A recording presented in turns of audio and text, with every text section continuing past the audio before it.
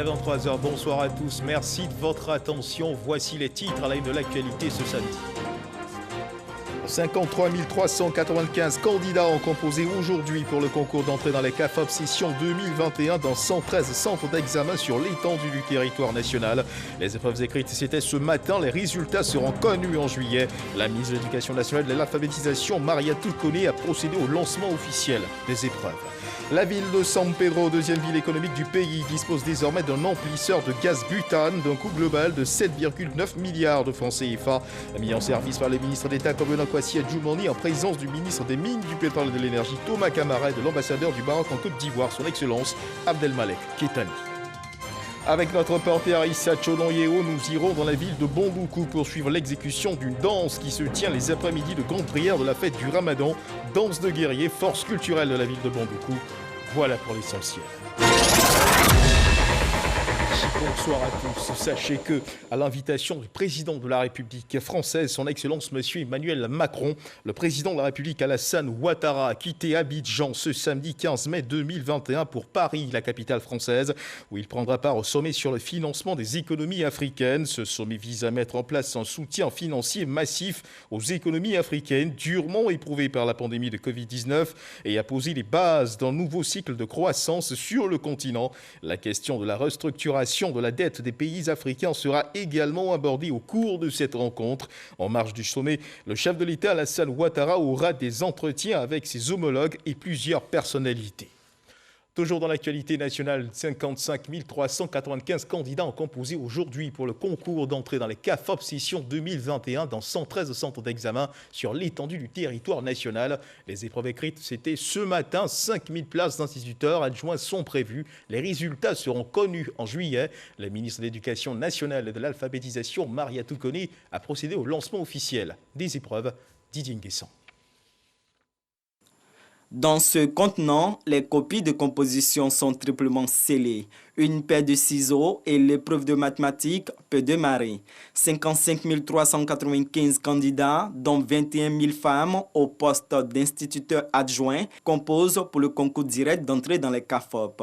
Le lycée moderne de Trècheville compte 2 centres d'examen pour 1000 candidats. Maria Toukone, ministre de l'Éducation nationale et de l'alphabétisation, encourage les candidats et reste formelle. L'égalité des chances pour tous les candidats, uniquement par le travail. J'ai bossé. Je suis venue rendre ce que j'ai appris. J'entends ça de la bouche de Madame la ministre, je suis vraiment heureuse. Parce que nous autres, nous sommes les enfants de pauvres. Je suis heureuse. Seconde étape, le lycée classique de Cocody. Les candidats ont 2 heures pour rendre les copies. Déjà, moi, je comprends déjà les questions et je pense que je vais pouvoir faire un bon devoir en tout cas. Il faut bosser pour réussir. Voilà, le parrainage, ce n'est pas un bon moyen, ce n'est pas un bon chemin à prendre en tout cas. Et moi et mes amis ici présents, nous sommes ici sans parrainage et on compte vraiment donner le meilleur de nous. J'ai préparé cet examen matin, midi, soir. À chaque fois, je bossais. Comme on le dit, on ne peut pas être à 100% prêt pour un examen ou un concours, mais on a fait le maximum. Il faut toujours travailler pour que la chance vienne. Ici également, Maria Toukone passe le message du mérite aux candidats. Seul le mérite devrait pouvoir nous aider à distinguer les candidats. Donc c'est par le travail que les candidats, j'espère, en tout cas seront admis, peu importe la situation sociale des parents. Mais quand on a bien travaillé, comme c'est un concours, ça veut dire qu'on a eu le maximum de points, on devrait réussir. Si on a de bons enseignants, des enseignants responsables, alors les enfants devraient bien travailler à l'école. Après les mathématiques, suivront les épreuves de français et de culture générale. Les résultats des écrits sont attendus le 16 juillet prochain. Le test psychotechnique est prévu le 5 août et les résultats définitifs le 10 septembre. Les candidats déclarés admis seront formés au CAFOP durant 3 ans.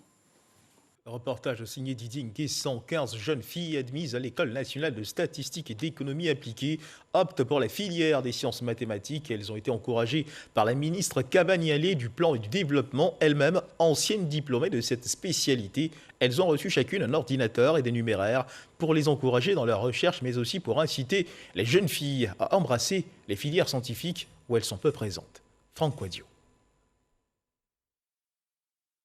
Des ordinateurs pour 15 jeunes filles admises au concours d'entrée à l'ENSIA, École normale supérieure de statistique et d'économie appliquée d'Abidjan session 2020. La ministre du Plan et du Développement, Nialé Kaba, récompense ainsi les efforts et célèbre le mérite, car il n'est pas évident que des jeunes filles comme Olivia s'intéressent aux filières scientifiques. J'avais vraiment une grande passion pour les mathématiques et pour la statistique. Et déjà, étant en terminale, j'ai un professeur qui m'a parlé de l'ENSIA et j'ai eu à découvrir que c'était une école en fait qui a formé plein d'élites de ce pays. Et le métier de statisticien, déjà, c'est un métier qui m'intéresse parce que j'aime travailler avec les chiffres. Olivia, d'ailleurs, porte-parole des bénéficiaires admises, a exprimé sa reconnaissance et son engagement à mériter la confiance des autorités. L'ambition, d'ailleurs, est de compter dans les effectifs de l'ENSIA 30% de jeunes filles. Pour l'heure, elles constituent 20% des étudiants inscrits. Comme le monde des chiffres de l'éducation nationale, il y a déjà très peu de filles dans les filières scientifiques. Ce qui fait que nous, à l'enseignement supérieur, on observe un nombre relativement faible. Mais il est tout à fait possible, nous pensons, de remédier à cela à travers diverses stratégies.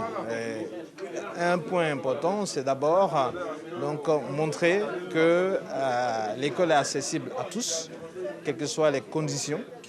Célébrer l'effort, mais surtout au-delà du don, sensibiliser pour davantage de jeunes filles dans les filières scientifiques, la ministre Nialé Kaba affiche cette volonté. La cérémonie de remise des ordinateurs aux jeunes filles ayant réussi au concours d'entrée à l'ENSIA s'inscrit dans le cadre d'une stratégie plus vaste, celle de la promotion de l'équité et du genre dans la formation statistique. À cet égard, c'est avec plaisir donc que j'assure depuis bientôt 5 ans le parrainage des activités de sensibilisation et de vulgarisation du métier de statisticien, notamment auprès des jeunes filles des séries scientifiques. L'entrée à l'ENSIA se fait uniquement par voie de concours. Cette année, sur 3008 candidats pour les dernières épreuves, le taux de réussite a tourné autour de 10%. Et puis, deuxième titre de ce journal, la ville de San Pedro, deuxième ville économique du pays, dispose désormais d'un emplisseur de gaz butane. Le ministre d'État Kobena Kouassi Adjoumani a procédé récemment à sa mise en service en présence du ministre des Mines, du Pétrole et de l'Énergie, Thomas Camara, et de l'ambassadeur du Maroc en Côte d'Ivoire, son Excellence Abdelmalek Kettani.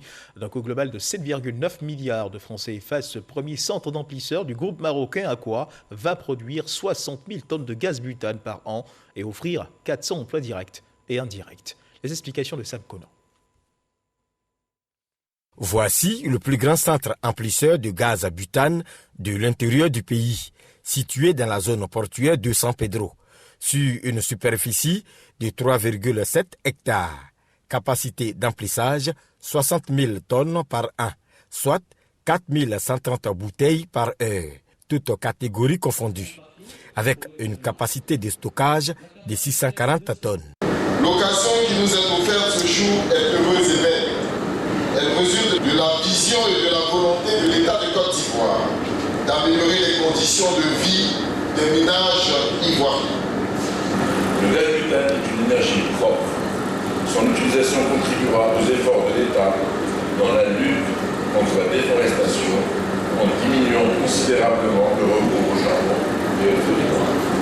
Ce centre d'emplissage du gaz ivoire, filiale du groupe marocain Aqua, a été inauguré par le ministre d'État, ministre de l'Agriculture et du Développement rural, Kobena Kouassi Adjoumani, représentant le Premier ministre Patrick Achi. À travers cet investissement de la société Gazivoire, nous permet de rapprocher et de faciliter l'accès des populations du sud-ouest au gaz butane et s'inscrit bien dans la politique du gouvernement visant à améliorer le bien-être des populations. Le Maroc et la Côte d'Ivoire entretiennent des relations fraternelles, des relations d'amitié.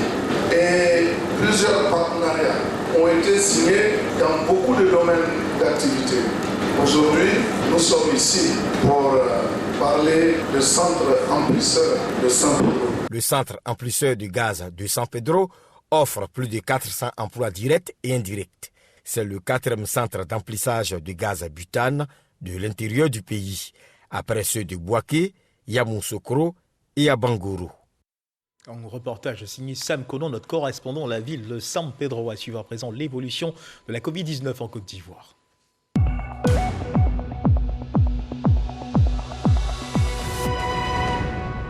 Le ministère de la Santé, de l'Hygiène publique et de la couverture maladie universelle a enregistré ce samedi 15 mai 2021 84 nouveaux cas de Covid-19 sur 2537 échantillons prélevés, soit 3,3% de cas positifs, 25 guéris et 2 décès. À la date du 15 mai 2021, la Côte d'Ivoire, notre pays, compte donc 46 619 cas confirmés, dont 46 031 personnes guéries, 297 décès et 291 cas actifs. Le nombre total d'échantillons est de 619 741. Le 14 mai, 19 523 personnes ont été vaccinées, soit un total de 321 020 personnes vaccinées contre la Covid-19. Le ministre de la Santé, de l'Hygiène publique et de la couverture maladie universelle invite toutes les personnes de plus de 18 ans à se faire vacciner dans les centres de vaccination. La vaccination contre la Covid-19 est gratuite et volontaire.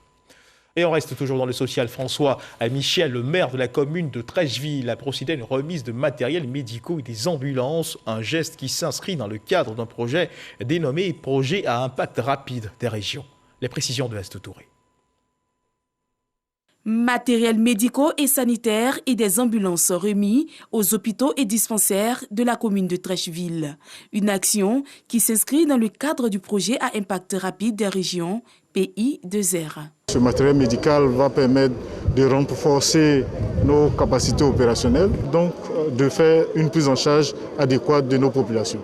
Avec ces 2000 tables bancs et avec les moyens mis pour la construction de cantines scolaires, je pense que nous favorisons les conditions pour nos enfants pour recevoir l'éducation dans de meilleures conditions. Un véhicule a également été remis à la gendarmerie.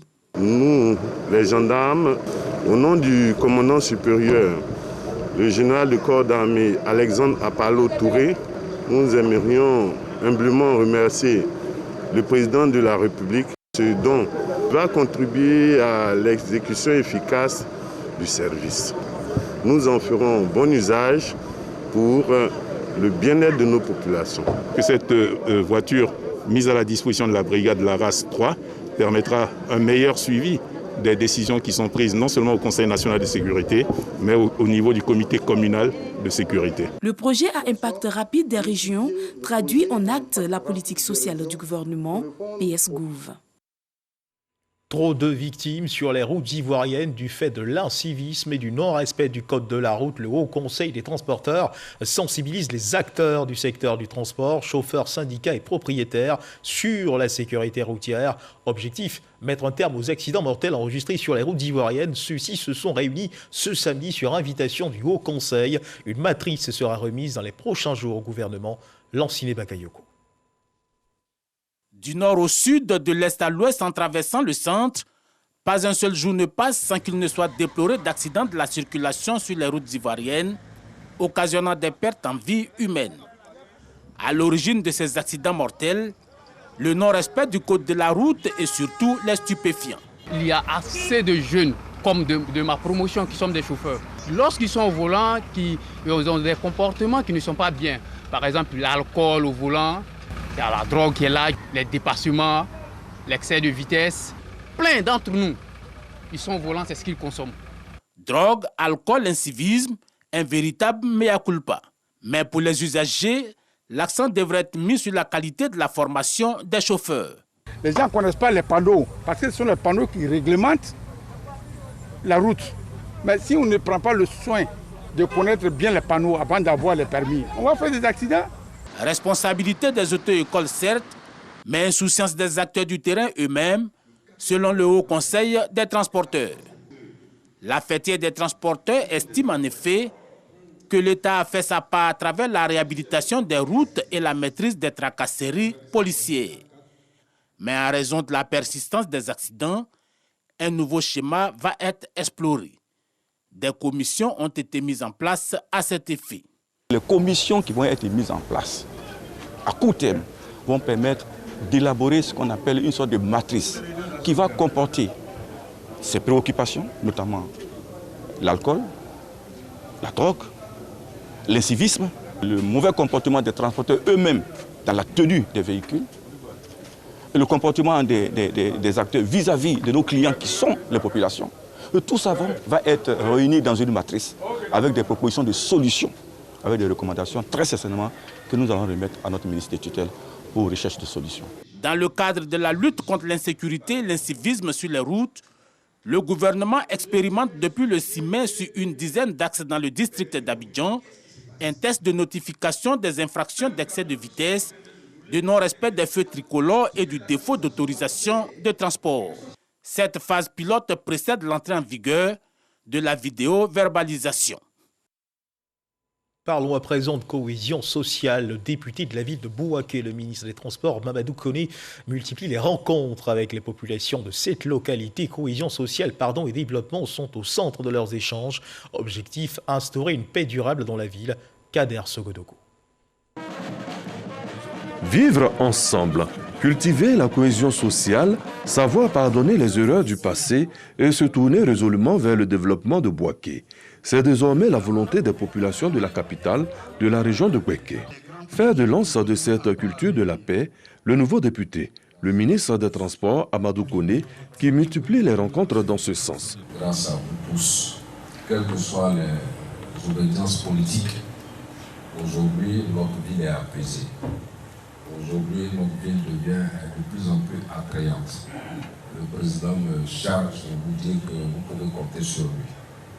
On va continuer, il va continuer à travailler pour que les choses aillent de mieux en mieux pour les populations à Bouaké. Une vision partagée par les populations qui comptent jouer leur partition. Il est temps aujourd'hui de vénérer le pardon pour permettre à notre pays, dans la paix, de tourner la page et de passer à une autre étape, et plus particulièrement l'étape du développement pour Bouaké et sa région. C'est pour la cohésion. C'est toute la communauté qui est réunie. On pouvait dire que, écoutez-vous, là, vous ne pouvez pas être là. Mais il a dit non. Il faudrait que tout le monde soit là. Il fallait que je prenne la parole pour lui dire merci pour cette cohésion.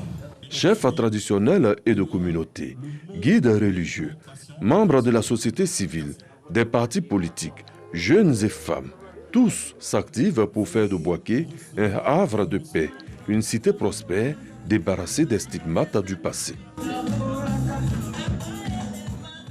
Ils sont à la recherche de l'Eldorado et malheureusement pour eux, chemin faisant, le rêve devient un mirage. Des milliers de jeunes Africains, notamment ivoiriens, se lancent dans l'aventure périlleuse de la traversée de la Méditerranée depuis les villes d'Abidjan, de Bouaké, de Daloa et de Korogo. Une de ces destinations identifiées, c'est l'Italie.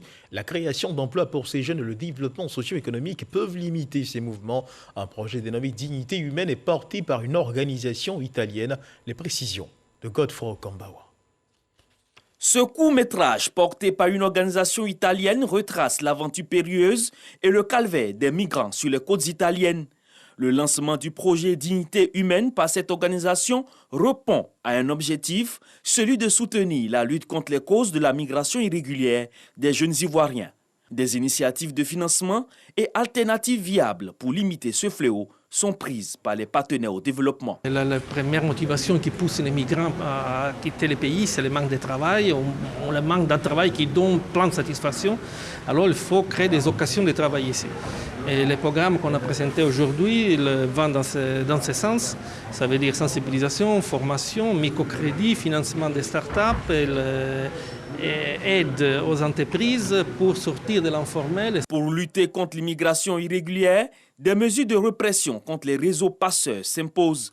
Pour le directeur général des Ivoiriens de l'extérieur, ce projet est une opportunité. Notre politique a toujours été connue, c'est tous les efforts de lutte contre la migration irrégulière. Ces personnes nous trouveront à leur côté parce que simplement, nous voulons une mutualisation des efforts.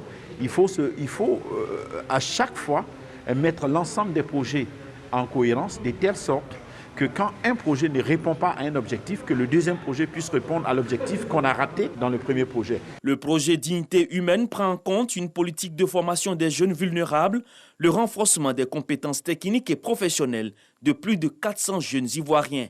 4 zones, Abidjan, Daloa, Bouaké et Korogo, sont identifiées comme les zones de départ des jeunes vulnérables. Elles vont bénéficier d'un business plan et d'accompagnement financier afin d'aider ces jeunes à se prendre en charge. Parlons culture à présent avec notre reporter Issa Chonon Yeo. Rendons-nous dans la ville de Bondoukou pour suivre l'exécution d'une danse qui se tient les après-midi de grande prière de la fête du Ramadan. Danse de guerrier, force culturelle de la ville de Bondoukou. L'année dernière, cette danse n'avait pu avoir lieu du fait de la Covid-19. Cette année, la tradition a été respectée. Les danseurs n'ont pas boudé leur plaisir. Issa Chonon Yeo. Bondoukou regorge d'un atout touristique et culturel indéniable. Une danse fait la fierté de cette ville et par ricochet la région, le Sakraboutou. Plus qu'une danse, il est aussi un repère historique, culturel, voire philosophique de tout un peuple. Il est donc tout un symbole chez les Koulango, comme c'est le cas de la Bissa chez les Nzima de Grand Bassam ou le Dipri, Axikensi chez les Abidji. Tous les ans, il est célébré à la même date. Le Sakraboutou est exécuté dans l'après-midi du jour de la grande prière qui met un terme aux jeunes musulmans. Ce jour-là, des jeunes d'ordinaire calme et réservés, parés dans leurs costumes, de boubous ornés de gris-gris réels ou factices, affublés de masques et coiffés de perruques ou de chéchias, ressemblent à de farouches guerriers. Ils investissent rues et ruelles de la ville. Derrière eux, des jeunes filles, parées aussi de leurs costumes de koulbi, chantent et dansent.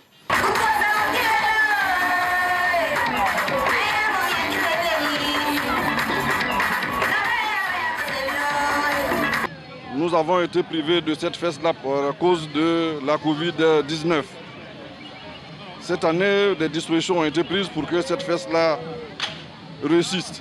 Je suis très contente, surtout de voir des enfants qui participent aux activités de la ville. Ça montre que les enfants s'intéressent aux activités traditionnelles, ils cherchent à connaître leur culture. Ce qui m'attire dans cette cérémonie, c'est l'ambiance. J'invite tout le monde à venir regarder le kourbi parce que c'est une cérémonie vraiment très intéressante. La participation au Sakraboutou ne prend en compte qu'une seule dimension, être musulman. Voilà, loin des pieds qui trépignent et des chants qui s'élèvent, des esprits cogitent. Nous sommes le 15 mai, date anniversaire de la disparition d'Amadou Hampâté-Bâ, l'homme de culture et de lettres. Pour marquer cet instant commémoratif de sa disparition, des panels ont été animés sur la sauvegarde de l'héritage culturel laissé par cet homme passionné de culture. L'initiative est de la Fondation Amadou Hampâté-Bâ, créée en 2002. Serge Colléa. Amadou Hampâté-Bâ, le savant africain, l'érudit a consacré sa vie à la valorisation des cultures africaines et à la transcription des traditions orales. 30 ans après sa disparition, la Fondation Amadou Hampâté-Bâ, dirigée par Rokiatou Ba, sa fille, porte encore les valeurs de l'homme. Un trentenaire célébré dans un contexte d'archivage de ses travaux. À travers les activités que nous ambitionnons de faire au cours de ce trentenaire, nous avons aussi, en plus des contes, la narration des contes de Faba, qui est instrument de transmission des connaissances. Si des personnalités comme Hampâté-Bâ n'avaient pas vécu comme pont entre le passé et l'avenir, croyez-moi que l'Afrique aurait perdu une source intarissable de ses valeurs. À travers témoignages et panels, les disciples de cet immense homme de culture vont se replonger dans cette thématique développée et laissée à la postérité. Je parle de lire Hampâté-Bâ et de voir quel est le message. Et ce message-là, comment il est vécu aujourd'hui. Acteur de paix et considéré comme patrimoine culturel africain, les œuvres de Amadou Hampâté-Bâ ont séduit l'UNESCO. Comme il a été membre du conseil exécutif de l'UNESCO, nous avons rassemblé toutes ces archives. Nous, à l'UNESCO, nous avons fait notre devoir de mémoire. D'autre part, nous soutenons la Fondation Hampâté-Bâ pour pouvoir numériser, digitaliser en fait l'ensemble du fonds documentaire. Selon Rokiatou Hampâté-Bâ, directrice de la Fondation Amadou Hampâté-Bâ, plusieurs activités sont prévues au menu de cette commémoration marquant les 30 ans de disparition du premier ambassadeur du Mali en Côte d'Ivoire. Entre autres, soirées culturelles, expositions digitales et concours littéraires vont s'étaler sur l'année 2021. Et puis ce samedi 15 mai 2021 a eu lieu la dédicace de l'ouvrage Cheikh Boukari Fofana, un homme, une vision, une œuvre d'Aliou Touré à la mosquée Salam du Plateau en présence des autorités religieuses et politiques. Une œuvre qui vient retracer l'histoire d'un guide qui aura marqué la communauté musulmane par son acharnement à polir l'image de l'islam en Côte d'Ivoire. Le reportage de Laure Goretti, Serge Collier. Une vie de combat et de foi au service de l'islam. Ainsi pourrait-on décrire le dévouement du Cheikh Boukari Fofana pour l'islam.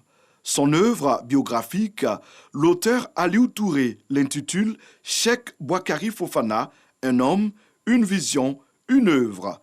L'idée de cet ouvrage, dédié aux guides religieux, naît en 1988. Elle se concrétise véritablement à partir de 2015 avec les bénédictions de l'illustre disparu.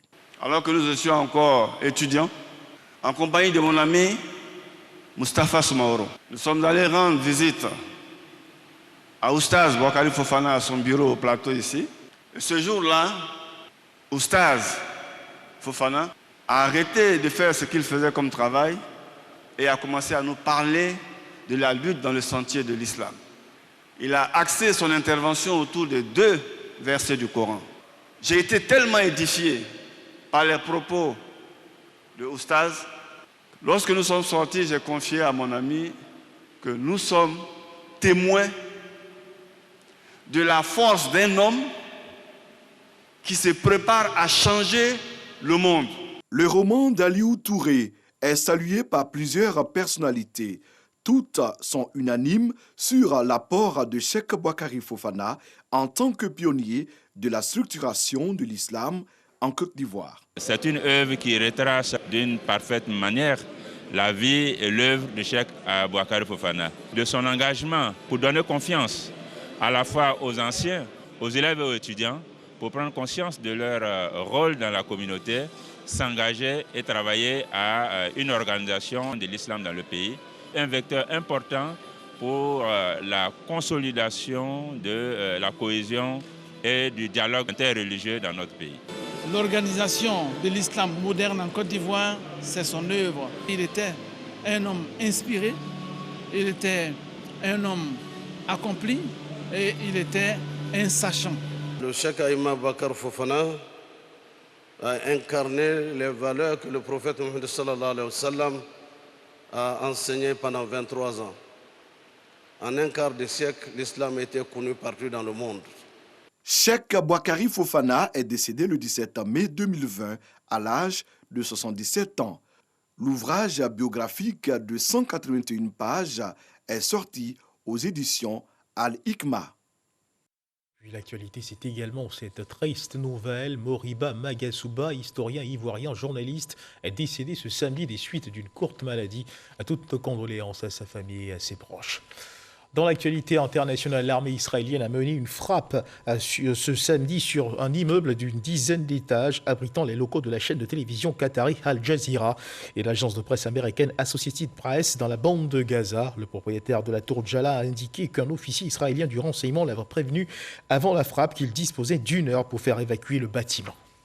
Et juste avant de refermer les pages de cette édition, nous rappelons qu'à l'invitation du président de la République française, son Excellence M. Emmanuel Macron, le président de la République Alassane Ouattara a quitté Abidjan ce samedi 15 mai 2021 pour Paris, en France, où il prendra part au sommet sur le financement des économies africaines, un sommet qui vise de mettre en place un soutien financier massif aux économies africaines durement éprouvées par la pandémie de Covid-19 et à poser les bases d'un nouveau cycle de croissance sur le continent. La question de la restructuration de la dette des pays africains sera également abordée au cours de cette rencontre et en marge du sommet, le chef de l'État, Alassane Ouattara, aura des entretiens avec ses homologues et plusieurs personnalités. Voilà qui marque donc la fin de cette édition. Merci de nous avoir suivis. Dieu garde votre petit.